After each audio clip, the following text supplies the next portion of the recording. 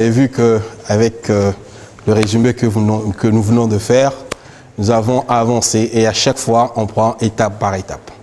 Dans la présentation que Clément nous a fait tout à l'heure, j'espère que vous vous rappelez de cette citation d'Ellen White. Nous devons comprendre le sanctuaire parfaitement, sinon nous ne serons pas en mesure d'exercer la foi pour notre temps. Et c'est de cette idée-là que nous sommes partis, en disant, il n'est pas nécessaire de courir, il faut absolument que nous puissions nous arrêter sur chaque élément qu'il y a dans le tabernacle, dans le sanctuaire, de manière à comprendre l'intégralité des vocabulaires que nous utilisons, nous tous ici, en tant que, quand je parle du pardon, la sanctification, quand je parle, de la grâce, lorsque nous parlons de quel que soit le thème, quel que soit le mot que nous utilisons, il faut savoir que l'intégralité de ces mots-là trouvent leur source et leur racine dans le sanctuaire. Le souci, c'est que bon nombre d'entre nous, on veut utiliser ces mots-là avec notre conception. C'est une erreur fondamentale. Il nous faut aller à la source pour comprendre qu'est-ce que Dieu entend par cela. Et à partir de ce moment-là, effectivement, nous savons de quoi il s'agit. Malheureusement, je crois que beaucoup de gens peuvent parler du pardon, mais tant que nous n'avons pas étudié le pardon dans le sens du sanctuaire, on ne sait pas réellement ce qui s'est passé. Parce que Dieu va mettre en place toute une procédure. Et cette procédure-là, où est-ce que nous la trouvons? Dans le sanctuaire. Dans le sanctuaire. Tout passe dans le sanctuaire. Et donc, j'ai pour habitude de dire, en tant qu'adventistes du 7e jour, nous devrions d'abord étudier le sanctuaire.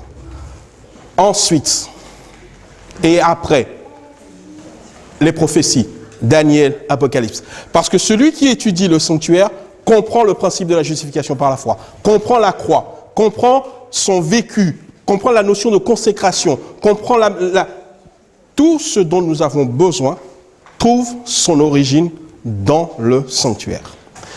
Dans le dessin, oui, si c'est possible, ou bien si on peut passer. Oh. C'est possible?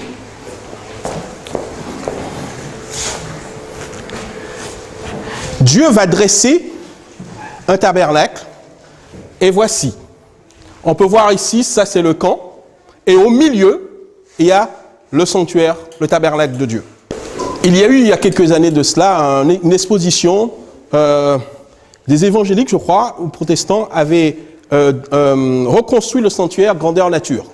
Il y a eu cette exposition qui a eu lieu à l'époque à Genève, j'avais été, et ils ont sorti un certain nombre de photos. Regardez, c'est juste pour avoir une idée. Nous avons vu ici, vous voyez, voici l'ensemble. Le parvis extérieur, d'accord? Ensuite, vous avez la porte. La méthode, notre façon de travailler, c'était de décortiquer l'ensemble, que ce soit les couleurs, pourquoi Dieu donne cette couleur-là, pourquoi Dieu met telle chose, demande à Moïse de faire exactement d'après le modèle qui lui a été montré. À plusieurs reprises, Dieu va dire, fais d'après le modèle que je t'ai montré. Fais d'après le modèle que je vais te montrer. Mais pourquoi? Parce qu'il y a un message derrière. Même ces couleurs-là ne sont pas anodines. Et nous avons eu l'occasion, lors de nos rencontres, de voir à quoi correspondait, bibliquement parlant, sinon c'est pas la peine, à quoi pouvait correspondre chacune de ces couleurs. D'accord? Ensuite, donc, il y a une seule porte. Il fallait passer par cette porte-là. Cette porte-là, vous vous rappelez tous, c'est Jésus-Christ. Je suis le chemin, je suis la porte. D'accord, ça tout le monde le sait. Mais pourquoi Dieu a voulu dessiner la porte, dessiner le Christ avec 4 couleurs? Là, nous allons un peu plus en profondeur dans notre compréhension de la personne du Christ. Je ne sais pas si vous me suivez. Parfait. On ne peut pas reprendre des textes, ce n'est pas possible. Ensuite, il y avait des colonnes. Mais ces colonnes-là, effectivement, nous avons trouvé un certain nombre de textes qui vont nous montrer que, mon ami, tu es la colonne. Nous sommes la colonne. La colonne a 2 descriptions. Il y a des textes bibliques pour cela. Je suis la colonne, mais l'Église est la colonne. Mais cette colonne-là, elle n'a de valeur et d'utilité que parce qu'elle tient sur des bases d'airain. Elle a sur sa tête un chapiteau en argent. Remarquez les matériaux. Dieu dit à Moïse, il faut que ça soit en airain. Les bases doivent être faites en airain. Par contre, le chapiteau doit être fait en argent. Et les tringles en argent. Lorsque nous avons étudié ce que représentait l'airain, nous nous sommes rendus compte que l'airain représente la nature humaine de Jésus-Christ. L'église qui est debout devant Dieu, c'est une église qui a compris que Jésus-Christ est non seulement Seigneur, mais qu'il est devenu homme. Si vous et moi, nous croyons que Jésus-Christ est venu sur cette terre et qu'il a vécu en tant que Dieu et qu'il a triomphé en tant que Dieu, alors notre foi est vaine. Mais par contre, si je sais que Jésus-Christ est venu en tant qu'homme, a vécu en tant qu'homme et c'est qu'en tant qu'homme qu'il a lutté et vaincu le péché, alors notre foi est solide.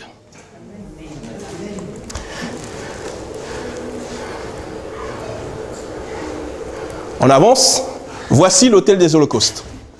Holocauste, Emeline nous l'a rapporté tout à l'heure, holocauste entièrement consumé par le feu. Entièrement, littéralement le mot signifie entièrement consumé par le feu. Et c'est là que l'Israélite est invité par Dieu pour venir consumer son péché. C'est là que le péché du pécheur est emmené, il est emmené à tout vider devant Dieu. C'est le seul endroit dans le sanctuaire où le pécheur a place. Le seul endroit. Et ce descriptif, pourquoi est-ce que Dieu l'a voulu comme ça? Il y a une signification. Les grilles, le bois d'acacia, couvert d'airain. Voici, la cuve d'airain. La cuve d'airain avec ses compositions. De l'eau, miroir et les bases. Si Dieu a demandé que ça soit fait en deux parties, c'est parce qu'il y avait une raison pour que vous et moi, nous puissions comprendre ce que c'est qu'effectivement le baptême. Qu'est-ce que c'est réellement? Et non pas la conception postmoderne que nous avons aujourd'hui, mais qu'est-ce que c'est? Les ustensiles. Pardon. Tous les matériaux qui étaient dans le parvis étaient à base d'airain. Le matériel de base du parvis, c'est l'airain. Lorsque maintenant nous rentrons dans le lieu saint et dans le lieu très saint, Dieu va faire en sorte que nous allons changer de matériaux. Désormais, tout ce qui se fera, va être fait, sera recouvert d'or. De l'airain, on passe à l'or. Et nous avons eu l'occasion d'étudier ensemble, je pense qu'on va revenir sur un certain nombre de textes tout à l'heure, tout dans le tabernacle devait être recouvert d'or. Dans notre étude, nous n'avons pas encore fait les tapis. On réservera ça pour une autre séance. Pourquoi il y avait autant de tapis qui devaient couvrir les couleurs et les agrafes? Tout cela a une signification. Le voile qui était couvert de dessins. Et donc, ce qui nous intéresse maintenant, j'avance. Nous voici donc dans le lieu saint. Dans le lieu saint, il y a trois matériels. Il y a d'un côté, à ma droite, la table des pains de proposition, à votre gauche, le chandelier, et en face, l'autel des parfums. Tout est couvert en or. La partie, c'est ce que nous avions vu la dernière fois, c'est pas simplement le lieu saint et le lieu saint et le lieu très saint sont d'une seule pièce, mais elles vont être simplement divisées en deux par le voile que vous voyez au fond. Et c'est cet ensemble-là qui est constitué des 48, planches du lieu, du tabernacle. D'accord? Ok. On ne peut pas revenir sur ça, et vous allez voir comment est-ce que nous abordons. Les ustensiles qui sont lieux, et voilà ce qui nous intéresse aujourd'hui. La table des pains de proposition. Et donc, j'ai fait un résumé très très succinct. La première façon, ce que nous sommes en train de faire aujourd'hui, c'est l'aspect matériel. C'est-à-dire, ben voilà, ben, que signifie la table des pains de proposition? Que signifie le chandelier d'or? Qu'avait signifié auparavant, comment dirais-je, l'autel des holocaustes,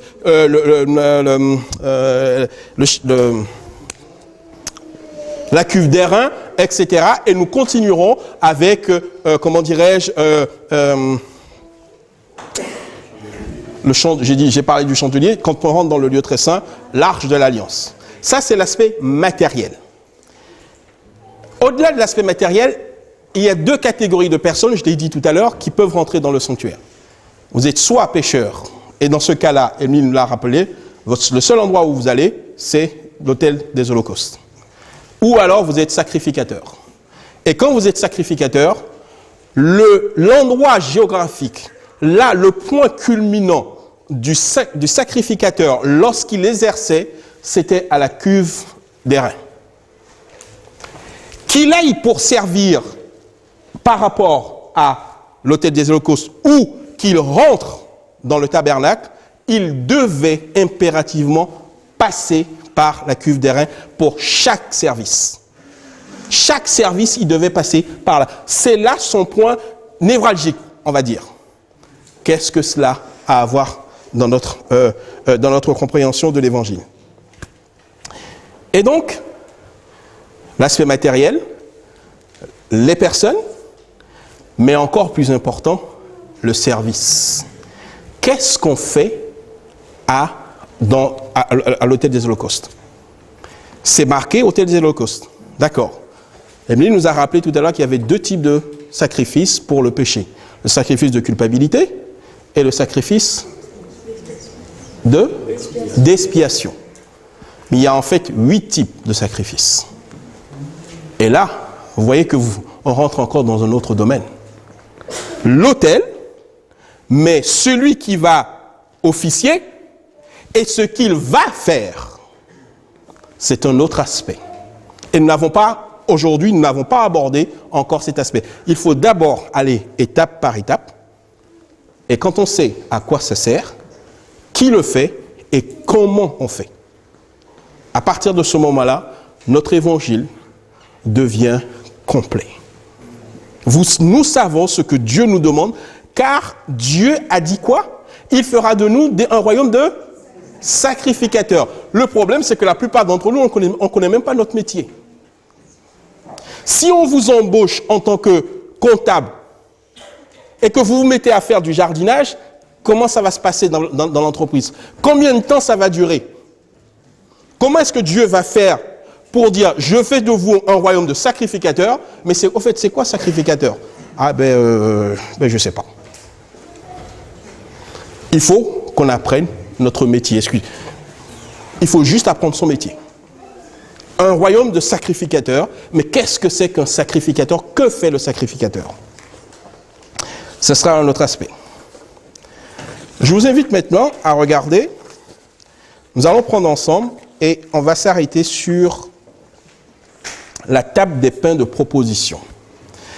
Je vous invite à prendre nos Bibles dans Exode chapitre 25, à partir du verset 23 jusqu'au verset 30.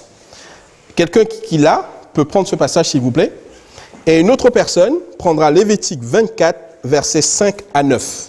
Je répète, Exode 25, versets 23 à 30. Et ensuite, Lévitique 24, versets 5 à 9.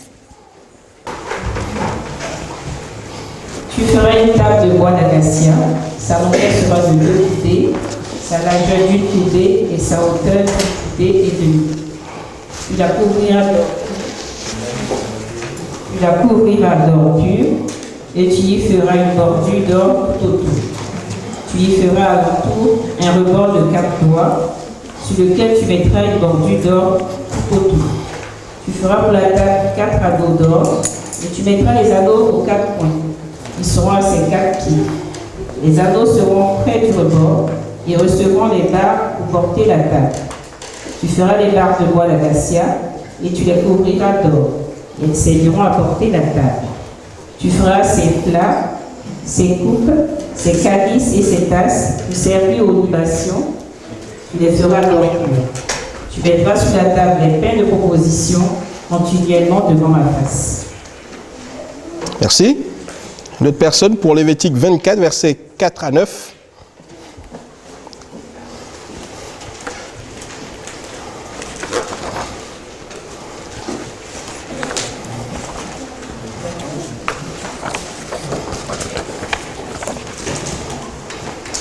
Lévitique 24, verset 4 à 9, dit ceci.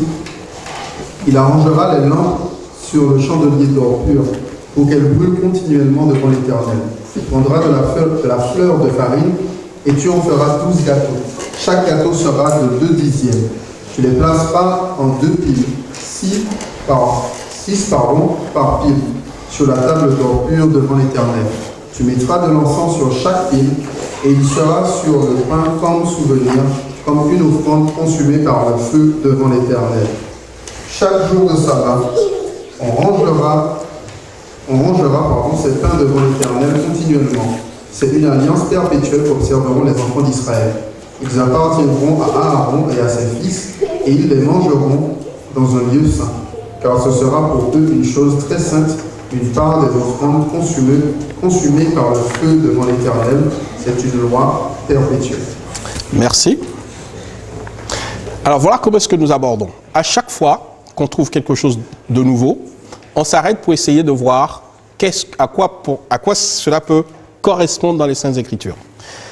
Sur la table des pains de proposition, on ne peut pas l'inventer, il nous faut savoir que représentent les pains. C'est le premier élément. Et ensuite, je ne sais pas si vous êtes rappelé, il faut de l'encens. On met sur ces tables, sur les pains, on met de l'encens. Que représente l'encens? Et le troisième élément, en fait, que représente cette table elle-même en réalité? D'accord? Nous avons donc 3 éléments à étudier ensemble. Le pain, l'encens et la table elle-même, avec le rebord, etc.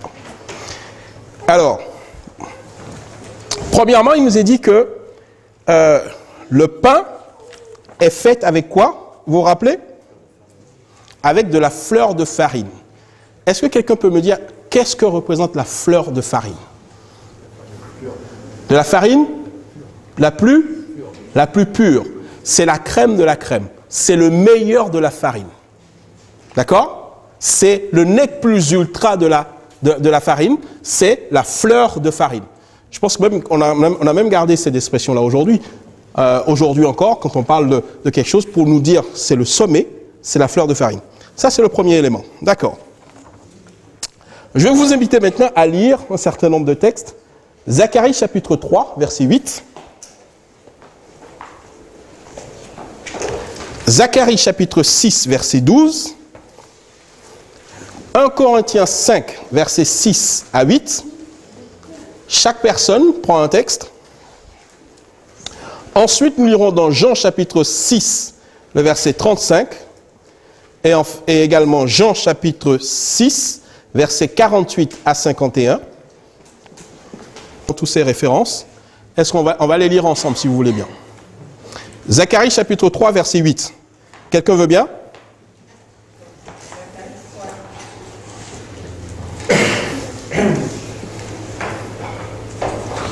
Zacharie 3, verset 8. Écoute donc, Josué, souverain sacrificateur, toi et tes compagnons qui sont assis devant toi. Car ce sont des hommes qui serviront de signe. Voici, je ferai venir mon serviteur le germe. Ok. Zacharie 6, verset 12. Ainsi parle l'Éternel des armées. Voici un homme dont le nom est Germe. Germera dans son lieu et bâtira le temple de l'Éternel. Merci. 1 Corinthiens 5, verset 6 à 8. 1 Corinthiens 5, verset 6 à 8. C'est bien à tort que vous vous glorifiez. Ne savez-vous pas qu'un peu de levain fait lever toute la pâte? Faites disparaître le vieux levain afin que vous soyez une pâte nouvelle, puisque vous êtes sans levain, car Christ, notre Pâque, a été immolé. Célébrons donc la fête, non avec du vieux levain, non avec un levain de malice et de méchanceté, mais avec les pains sans levain, de la pureté et de la vérité. Merci. Jean 6, verset 35. Jean 6, verset 35. Jésus leur dit, je suis le pain de vie. Celui qui vient à moi n'aura jamais faim, et celui qui croit en moi n'aura jamais soif. Jean 6, 48 à 51. 48 à 51, oui. Jean 6, 48 à 51. Je suis le pain de vie. Vos pères ont mangé la manne dans le désert et ils sont morts. C'est ici le pain qui descend du ciel, afin que celui qui en mange ne meure point. Je suis le pain vivant qui est descendu du ciel. Si quelqu'un mange de ce pain, il vivra éternellement. Le pain que je donnerai, c'est ma chair, que je donnerai pour la vie du monde.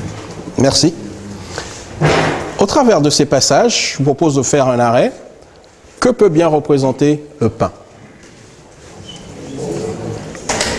Comment? Jésus. D'accord. Ouais, ok. Mais je pense qu'on devrait être plus précis. Oui? Il y a aussi, on a lu aussi qu'il représentait la vérité. Et j'aurais dit aussi la parole de Dieu, parce que l'homme ne vivra pas seulement de pain, mais de toute parole. Donc c'est une forme. La manne aussi, c'est une forme de pain. C'est le pain qui descend du ciel. D'accord. La parole de Dieu. Absolument. Regardez les deux premiers textes que nous avons utilisés. Zacharie chapitre 3, verset 8. Je relis. Écoute donc, Josué, sacrificateur, toi et tes compagnons qui sont assis devant toi. Car ce sont des hommes qui serviront de signe. Voici, je ferai venir mon serviteur, le germe. Et Zacharie 6 va répéter.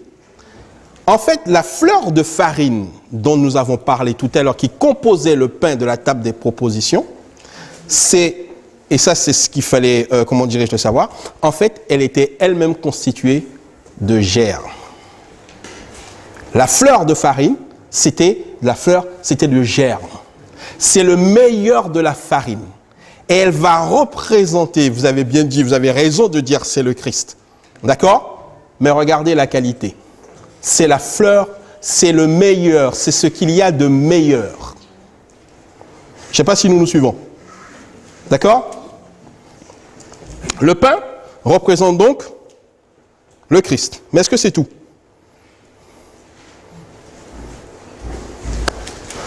C'est une question. Là, on est en étude, hein? Donc il n'y a pas de... On s'interrompt, on parle, etc. Il n'y a pas de souci. Si quelqu'un n'a pas compris, on s'arrête et puis voilà. Comment? La vie? Je ne sais pas. La parole de Dieu, comme je disais. La parole de Dieu? Il y a un lien là, ici? Christ est la parole. Jean 1, pardon. D'accord, ok. Est-ce qu'il y a autre chose? Oui? Je pense à le passage de la Bible où Jésus permet à ses disciples de prendre le dernier repas. Il coupe le pain et il dit « Prenez, ceci est mon corps ». Donc, est-ce qu'il y a un lien avec le pain dans le lieu saint? Ah, c'est une excellente question, oui. Est-ce qu'on a compris le sens de la question?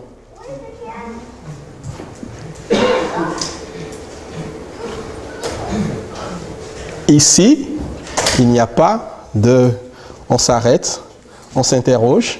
Si on ne comprend pas, on réexplique. Alors, c'est une question très intéressante. Qu'est-ce que vous en pensez?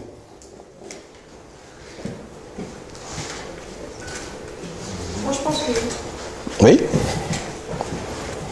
Vas-y. Je pense qu'il y a un rapport avec... Je pense qu'il y a un rapport avec la chair de Christ. Enfin, quand dans un des passages, il dit aussi que le germe va grandir. Et je ne saurais pas l'expliquer, mais... Oui? En fait,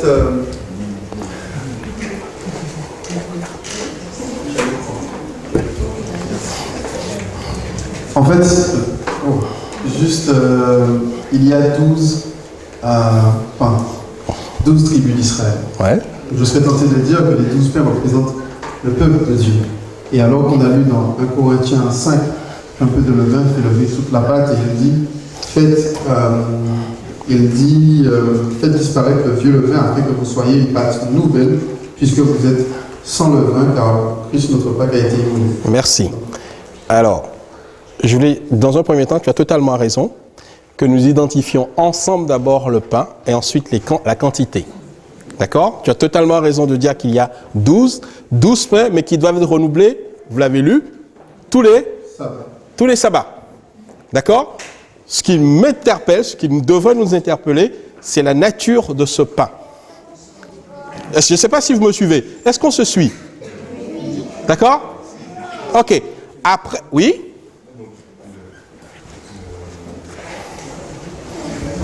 Du coup, je me dirais que s'il est sans levain, il n'a pas la présence du péché, donc il est pur. D'accord. Ok. C'est pour ça qu'on est dans le lieu saint et non pas dans la première partie. Ah, ça commence à devenir très intéressant. Est-ce que, Laurent, tu peux répéter ce que tu viens de dire, s'il te plaît? Dans le schéma dans le schéma qui était précédemment au tableau, ouais. On voyait qu'il y avait une barrière. Absolument. Par rapport au péché. Ouais. Et là, ce qui est intéressant, c'est qu'on franchit la barrière, alors qu'on parle des 12 pains dans les 12 tribus, mais on ne peut franchir la barrière que parce que le levain a été retiré. S'il vous plaît, le problème du péché a été réglé où au niveau du sanctuaire? Par rapport au dessin que nous avons fait. Où?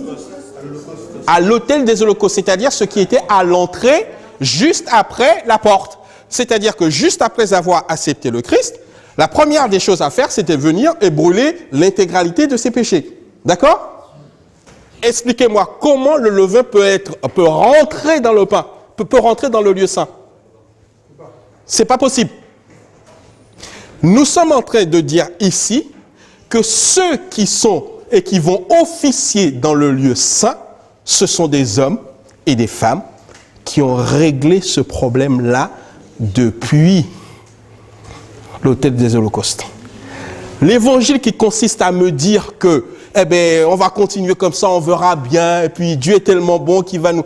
En fait, ce sont des hommes et des femmes qui ont contourné l'autel des holocaustes. Ils ont contourné le truc. Enfin, ils pensent. Ils croient. Ça, c'est pas possible. La fleur de farine, c'est le meilleur de la fleur. De la farine, pardon. C'est le meilleur de la farine. C'est-à-dire, le nec plus ultra, c'est ce qui va constituer ce pain. Ce pain représente le Christ. Amen. D'accord? Mais ce pain ne peut pas représenter simplement le Christ. Oui ou non? Si c'est le Christ, dans ce cas-là, il en faut un, et puis ça suffit. Pourquoi il y en a 12? On se suit ou pas? Alors j'aimerais qu'on se pose une question. Si ce pain représente le Christ, alors dans ce cas-là, il faudrait qu'il y ait deux catégories de pain. Il faudrait qu'il y ait le pain qui représente le Christ et le pain qui représente les 12 tribus. Je ne sais pas si vous me suivez. Non, si? Non, ok, je vais me répéter. Voilà ce que j'allais dire. Voilà.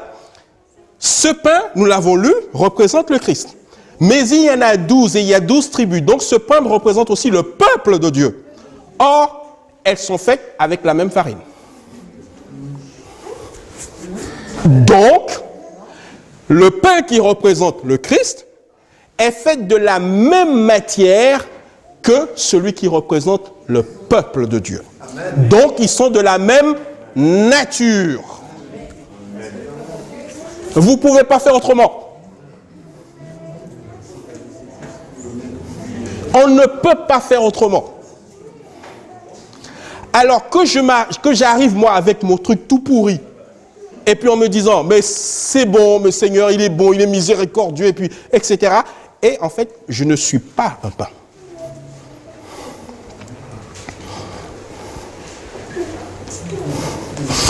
Osée chapitre 7, verset 6. Est-ce que quelqu'un veut bien lire ce texte? Osée, chapitre 7, pas le verset 6, mais le verset 8, pardon.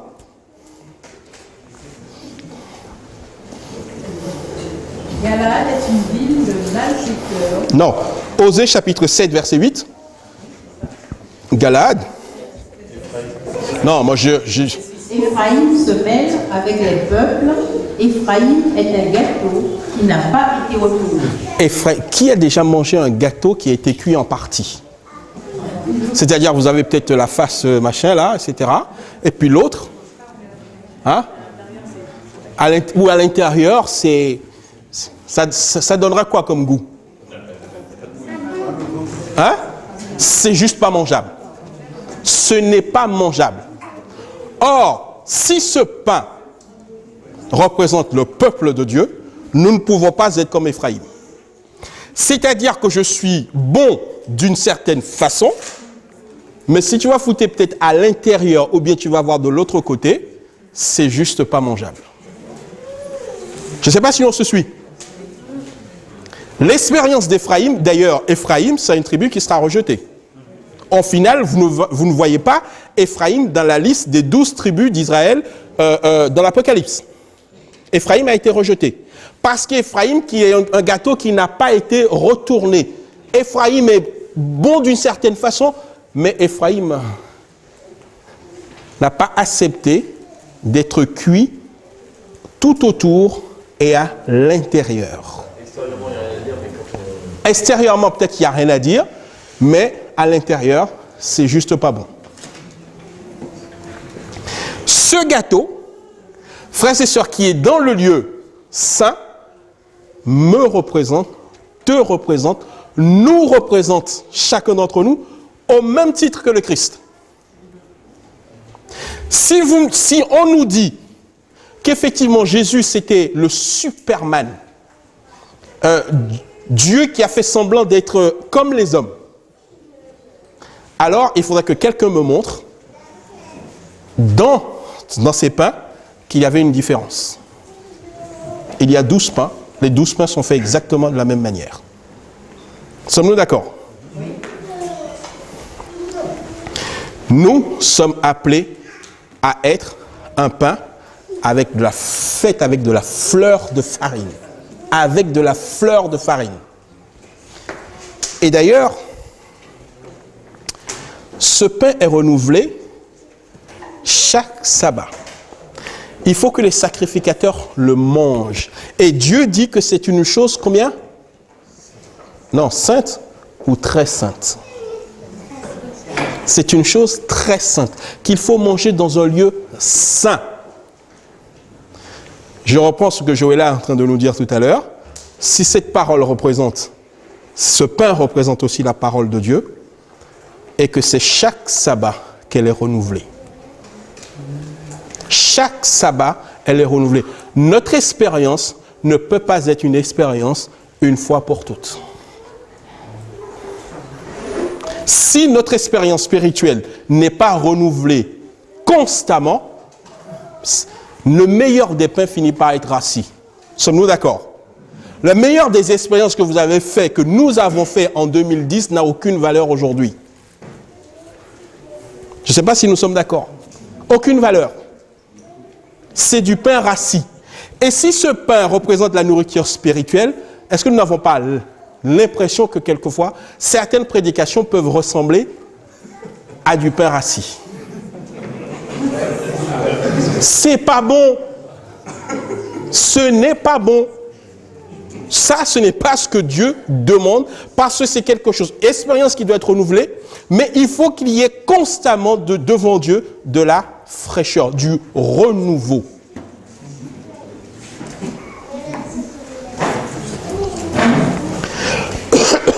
Oui, Marc, si Marc prend la parole, ça veut dire quelque chose. Il va nous sortir du lourd, c'est très bien. C'est juste pour que tu précises quelque chose qui peut-être n'est pas connu de moi d'abord, et peut-être de plusieurs d'entre nous. Pourquoi est-ce que l'autel des pains il n'y a pas qu'un seul tas, c'est plutôt 2 fois 6 pas, un seul tas de 12, parce qu'un seul tas de 12, on comprendrait la représentation également tout de suite, mais pourquoi Dieu a voulu que ce soit divisé, 6 d'un côté et 6 de l'autre.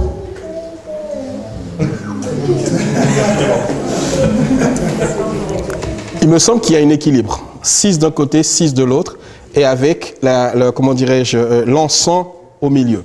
Ça, c'est le seul élément que j'ai sur la division des 6. Si tu as un autre élément, je te laisse. D'accord. Ok. Donc, 6 d'un côté, 6 de l'autre. Il aurait pu faire une table. Oui. Il a fait 2 tables. Ah, d'accord. Ah oui, effectivement. Pleinement Oui. Oui. vers Dieu et pleinement tourné vers le prochain aussi. Donc, je ne sais pas si c'est... Ah ouais. Ouais, bon, c'est déjà pas. D'accord. Ok. Donc, nous avons donc ces pains qui nous représentent, qui représentent aussi le Christ, qui représentent la parole de Dieu, qui représentent l'expérience chrétienne. D'accord? Maintenant, je vous propose d'avancer parce que Dieu va dire qu'avec ces pains, il faut y rajouter de l'encens. Le pain, il n'est pas seul. Il faut de l'encens avec. Et donc, dans un deuxième temps, nous allons nous pencher pour savoir que représente l'encens. D'accord? Alors, on va y aller, Émilie. Maintenant, ce qui nous intéresse, c'est l'encens. Nous avons là aussi une série de textes que nous allons voir ensemble. Psaume 141, le verset 2. Chacun le prend.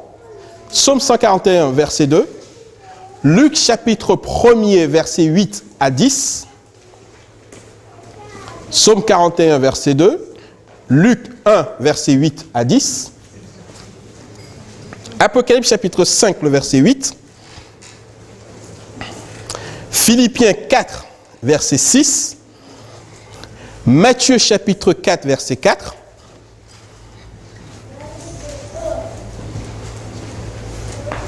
Et 2 Corinthiens 3, versets 3 et 18.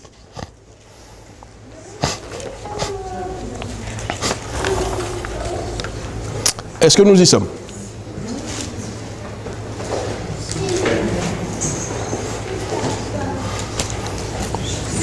Psaume 141, verset 2. Que ma prière soit devant ta face comme l'encens, et l'élévation de mes mains comme le sang. Merci. Normalement, ce seul texte devrait déjà largement nous orienter. On continue. Luc 1, 8 à 10.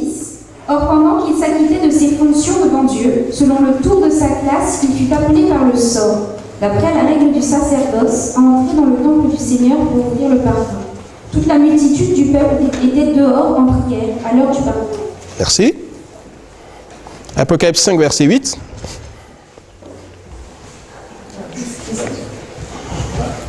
Apocalypse 5, verset 8. Quand il eut pris le livre, les 4 êtres vivants et les 24 vieillards se prosternèrent devant l'agneau, tenant chacun une harpe et des coupes d'or remplies de parfums, qui sont les prières des saints. Merci.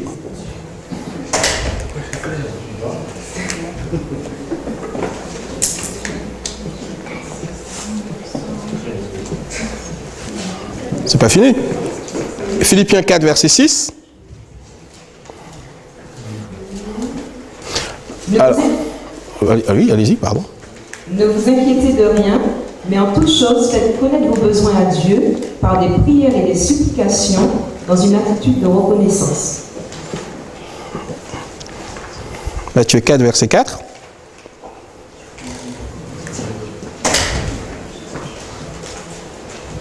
Matthieu 4, verset 4, Jésus répondit, il est écrit, l'homme ne vivra pas de pain seulement, mais de toute parole qui sort de la bouche de Dieu. Et 2 Corinthiens 3, verset 3 et verset 18. 2 Corinthiens 3, vous êtes manifestement une lettre de Christ écrite par notre ministère, non avec de l'encre, mais avec l'Esprit du Dieu vivant, non sur des tables de pierre, mais sur des tables de chair sur les cœurs. Verset 18. Nous tous, qui le visage découvert, contemplons comme dans un miroir la gloire du Seigneur, nous sommes transformés en la même image, de gloire en gloire, comme par le Seigneur l'Esprit. Merci. Alors, ces passages devraient donc nous orienter. Que représentait donc l'encens qui devait être mis sur, comment dirais-je, le pain, les pains? La prière des saints. Je vous écoute. Alors, j'ai envie de vous poser une question. Il y a combien d'ustensiles dans le lieu saint? 3. Lesquels? Le chandelier. On s'écoute. Le chandelier, la table des pains de proposition et l'autel des parfums. D'accord. Ok. Qu'est-ce que vient faire l'encens sur la table des pains de proposition? S'il y a déjà un lieu dans le lieu saint où c'est l'autel des parfums. D'accord?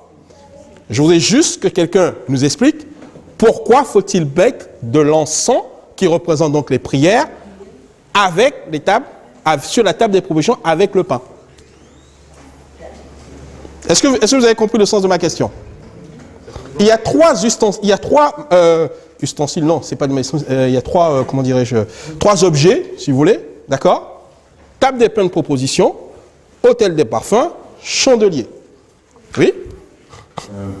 Comme il y avait un autre verset qui, justement, Christ dit qu'il est le pain de vie, est-ce que ça ne pourrait pas représenter l'image que le pain Christ en tant que pain intercède, en tant que souverain sacrificateur auprès de Dieu? Est-ce que vous avez compris le sens de ma question? Clément, je te remercie. C'est une idée. Je voulais savoir, est-ce que vous comprenez ce que j'ai essayé de vous transmettre? Il y a trois choses dans le lieu saint. La table des pains de proposition, l'autel des parfums et le chandelier. Normalement, l'encens va à l'autel de l'encens. Ben oui, il y a quelque chose qui est dédié entièrement. Ce que je voudrais ce à quoi je voudrais, comment dirais-je, susciter notre réflexion, pourquoi il y a encore l'encens sur la table des pains de proposition? Voilà ma question. Alors, juste une proposition de pensée. Merci. En fait,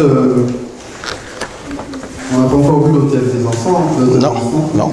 Mais on a lu brièvement quelques textes et ça signifie ce sont les prières des saints qui montent vers Dieu. D'accord. D'ailleurs, si je ne me trompe pas, cette fumée montait et ensuite passait. En fait, c'est la prière des saints vers Dieu. Donc, la prière monte, voilà, passe dans le lieu très saint, ou alors monte, on peut le voir comme on veut. Mais l'encens sur les pains, je dirais que c'est certainement le résultat de cette prière. C'est la prière. Enfin, c'est Jésus qui est en train de pour les saints, mais c'est on va dire que ça redescend. Je ne sais pas si je me fais comprendre. Je veux dire, c'est la prière, mais. Est-ce que vous avez compris ce que Joël est en train de dire? Sur le peuple de Dieu. Comment? L'efficacité de la prière qui est montée vers Dieu, mais cette fois-ci qui redescend sur le peuple de Dieu. Ah. En bénédiction ou en réponse. D'accord. Je ne sais pas si je pour qu'on ne soit pas rien que deux ou trois, j'essaye de voir sur vos visages si on est perdu ou bien, comment dirais-je, on est ensemble. Trop, non? Je pense que j'ai... Nous sommes perdus. Voilà. Est-ce que c'est vrai? Nous sommes perdus. Bon, Joëlla, passe-nous l'image du milieu, si c'est possible. Ah, pardon. C'est juste un machin, en fait. Bon. Ah oui. Il cherche. C'est bon. Voilà. Voilà le lieu saint. Table des pains de proposition, chandelier en face, autel des parfums. D'accord? Ok. Le sacrificateur, quand il vient, sur sa droite, il y a les pains, la table donc de proposition, mais sur cette table-là, il doit y ajouter de l'encens. Et l'encens, nous avons dit que c'est la prière. Ma question, pourquoi mettons de l'encens sur les pains? Alors, c'est une autre façon de nous reposer la même question. Comment? On prie les uns pour les autres.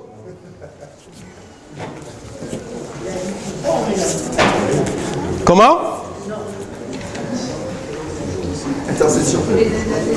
Les intercessions. D'accord? Comment? Chut. Non, non, personne ne dit. C'est quelque chose que l'on brûle. Donc, est-ce que ça voudrait dire que les prières des saints sont agréées? Je sais pas. D'accord. Alors, que représentent les pains? C'est nous. C'est nous. Il faut bien que si l'encens c'est les prières qui montent, Ouais. pour que ça puisse ne pêche pas. J'ai l'impression que ça soit agréé. D'accord.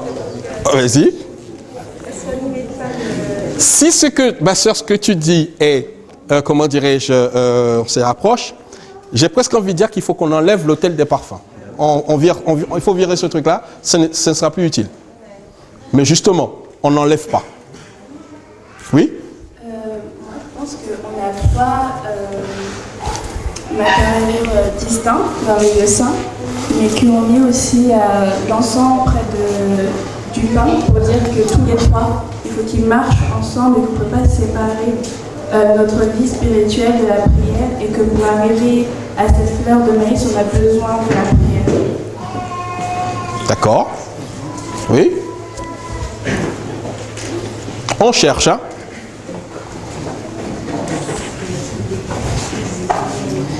L'encens, on va le brûler pour qu'il parfume un endroit.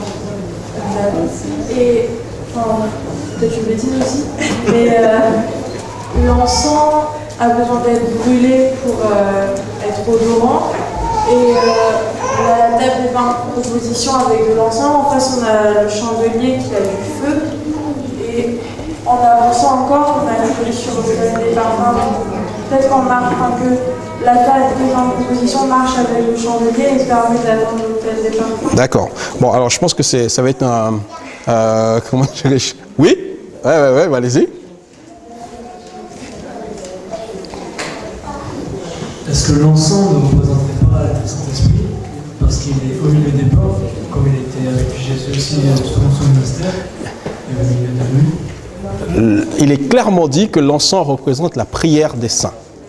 Le Saint-Esprit va être représenté par l'huile qui va circuler dans, les conduits du chandelier.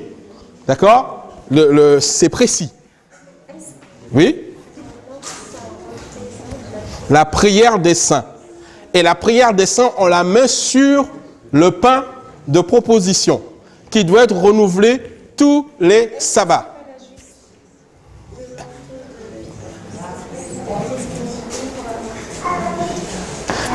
Bon. 2 Corinthiens 3, verset 3, s'il vous plaît. Et quelqu'un va nous lire en nouveau le verset 16 à 18.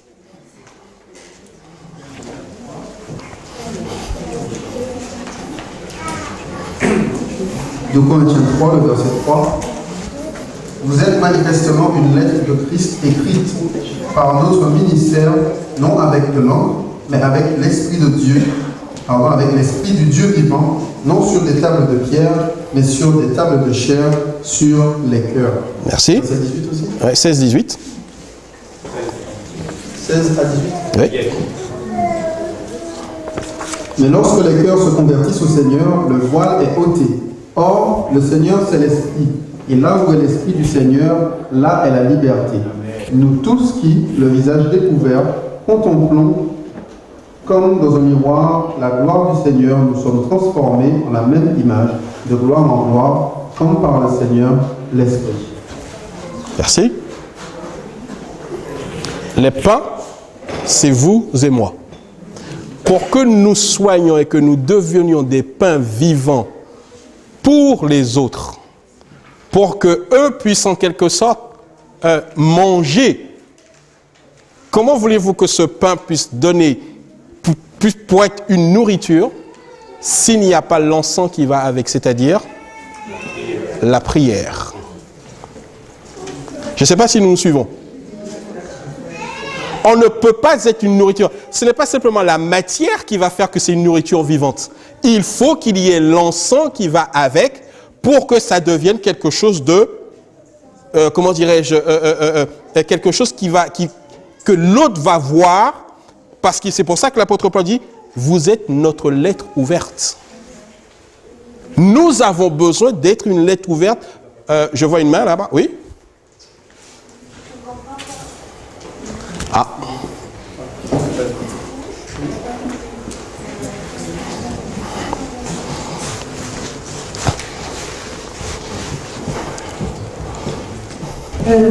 Je voulais savoir pourquoi tu dis les pains c'est nous.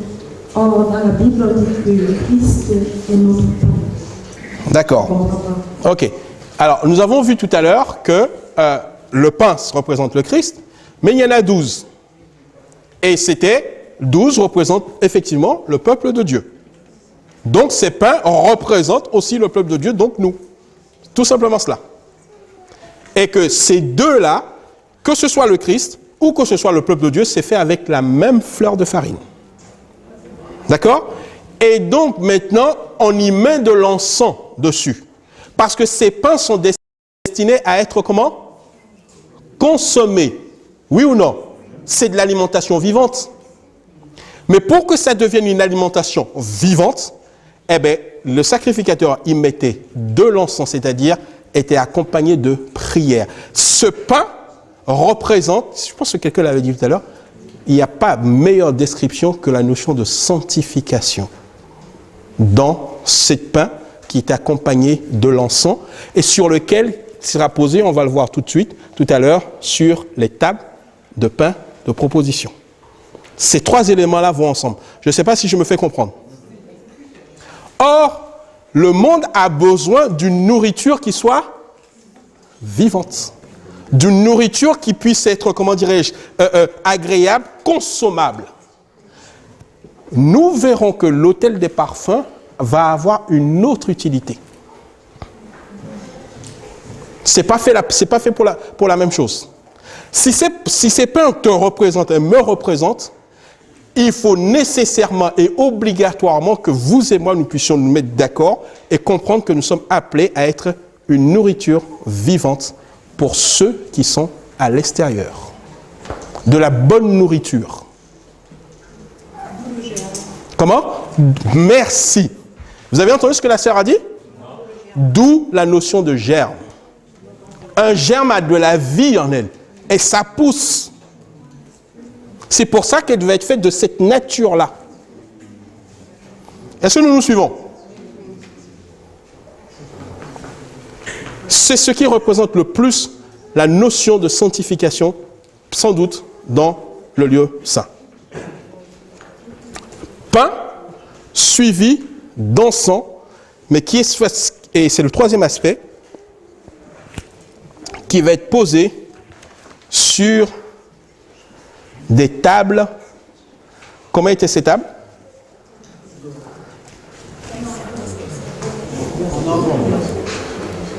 Voilà. On l'a ici. Les pains sont posés sur des tables. D'accord? Alors, posons-nous la question. Que peut bien représenter cette table couverte d'or? Vous avez sans doute une idée déjà.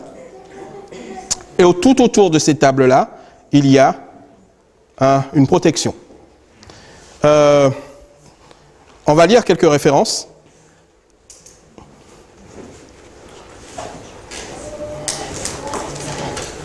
Matthieu 3, verset 18.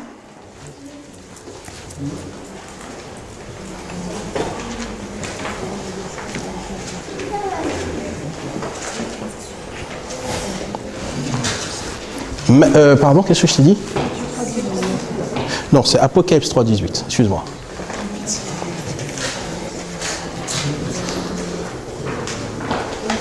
Et ensuite, Proverbe 3, verset 26. Psaume 56, verset 14. Et le dernier texte, c'est Psaume 16, verset 1er.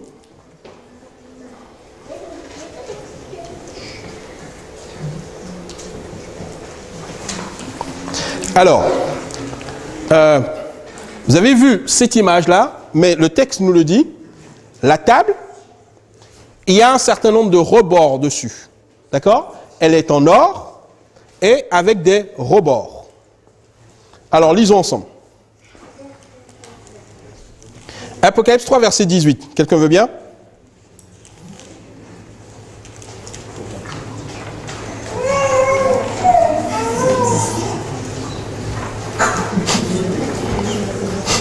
Apocalypse 3, verset 18. Je te conseille d'acheter de moi de l'or éprouvé par le feu, afin que tu deviennes riche, et des vêtements blancs, afin que tu sois vêtu, et que la honte de ta nudité ne paraisse pas, et un collier pour rendre tes yeux, afin que tu vois. Merci. Proverbe 3, verset 26.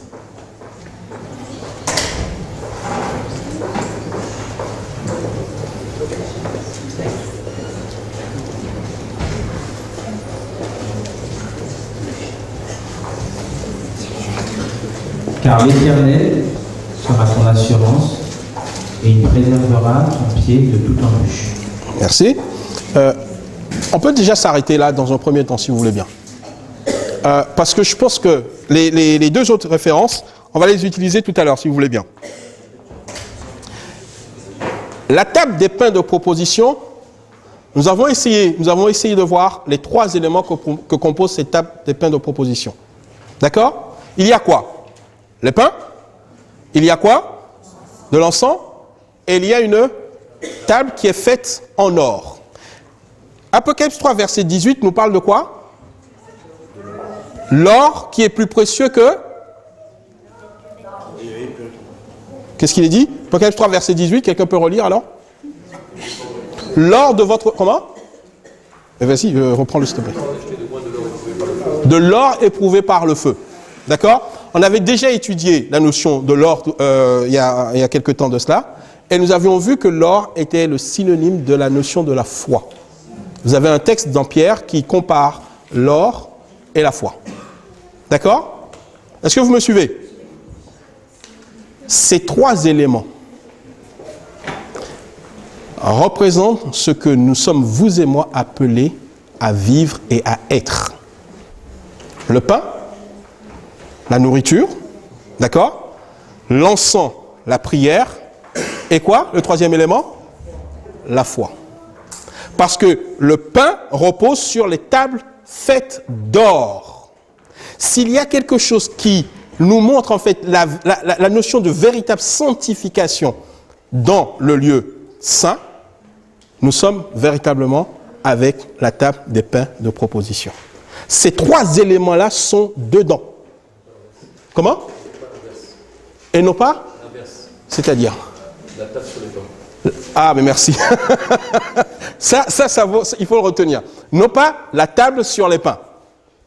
D'accord? Chaque élément a sa place. Eh bien, en fait, est-ce qu'on peut s'imaginer? Et ici, regardez, Psaume 3, verset 26.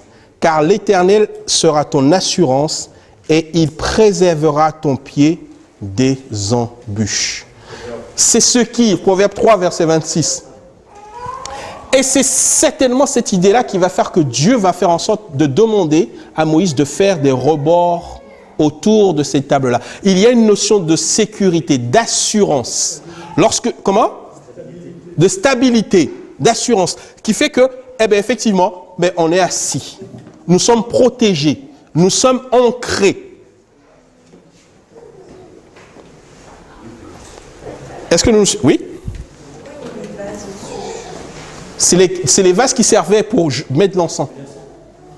Voilà. C'est avec ça qu'on mettait l'encens pour que ça puisse dégouliner. Voilà. Est-ce qu'on se suit? Alors, lisons. Psaume 56, verset 14.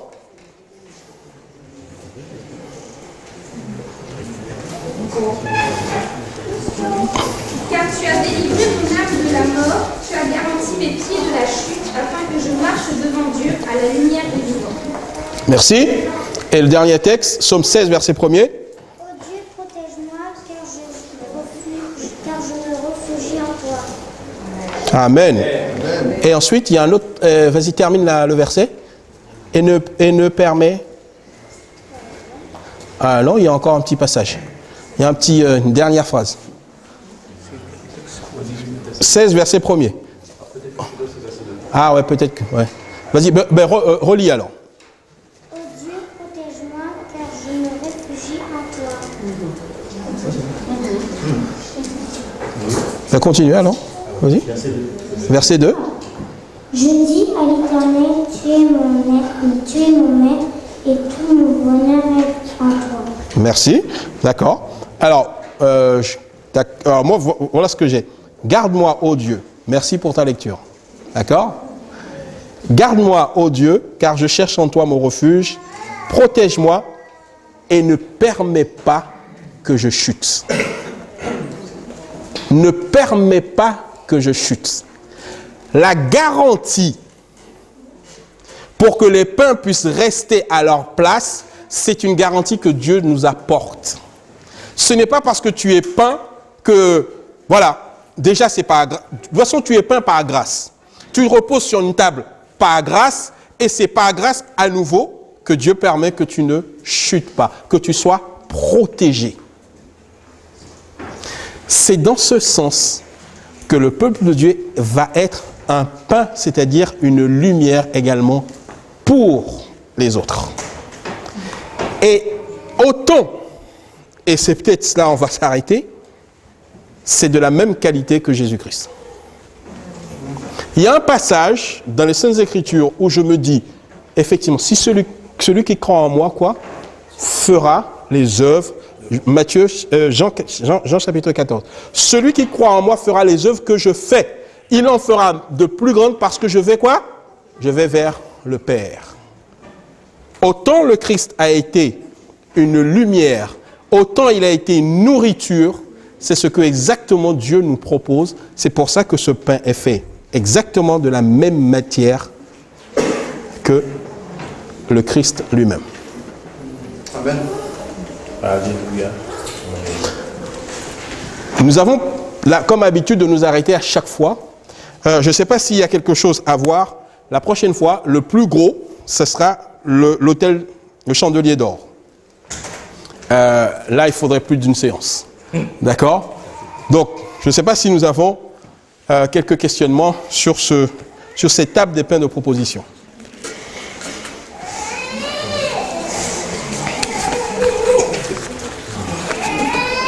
Question? Tout est clair? Ok, mais s'il n'y a pas de questions, je vous remercie. Donc, pour notre prochaine séance, on va continuer avec le Chandelier d'Or.